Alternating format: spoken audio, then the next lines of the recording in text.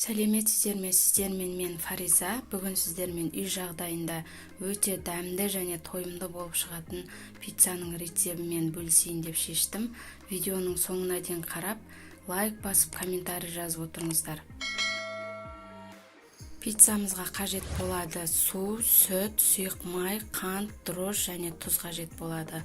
Су мен сүт менде бірге жылытылған, үстіне қант және дрожжымызды салып, жақсылап араластырамыз. Сонан соң тұзымызды салып, тұз ерігенше араластырып, ұнға қосып, орташа жұмсақтықта қамыр илейтін боламыз.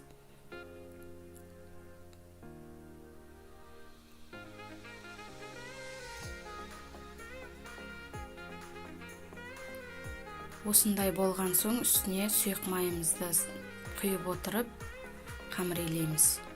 Қамырымыз осындай жұмсақтықта болу керек. Кейін пакетпен үстін жауып, 1 сағатқа тындырып қоямыз. Қамырымыз көтеріліп шықты.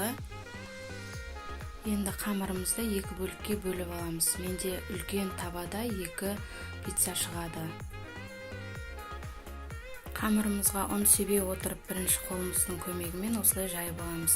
Кейін оқтаудың көмегімен жұқа етіп жайып аламыз.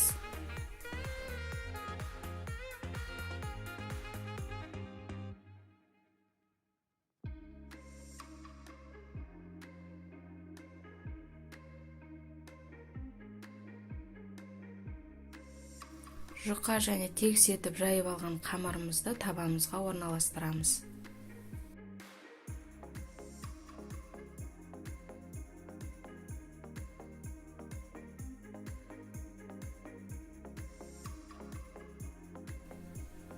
Кейін үстіне майонез, кетчупымызды салып, араластырып жағамыз.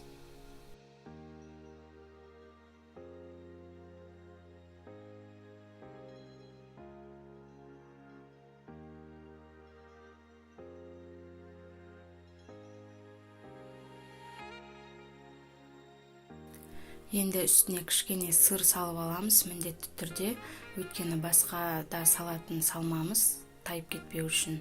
Мен колбасаны осылай ұсақтап турап салдым. Негізі салмасы өз қалауларыңыз бойынша.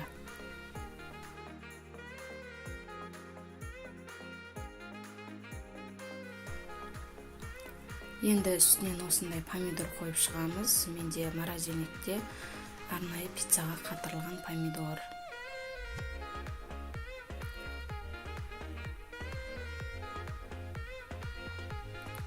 Кейін үстінен сырымызды салып шығамыз.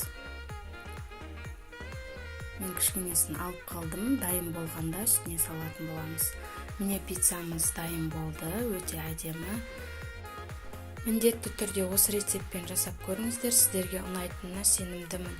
Жұқа және жұмсақ болып шығады. Менің видео рецебім ұнап жатса, міндетті түрде каналыма тіркеліп, лайк басып, пікір қалдыруды ұмытпаңыз. Және де басқа да видеоларымды өткізіп алмас үшін қоңыраушаны да міндетті түрде басып қойыңыз. Видеоны соңына дейін көргендеріңізге рахмет. Сіздермен болған Фариза. Сау болыңыздар.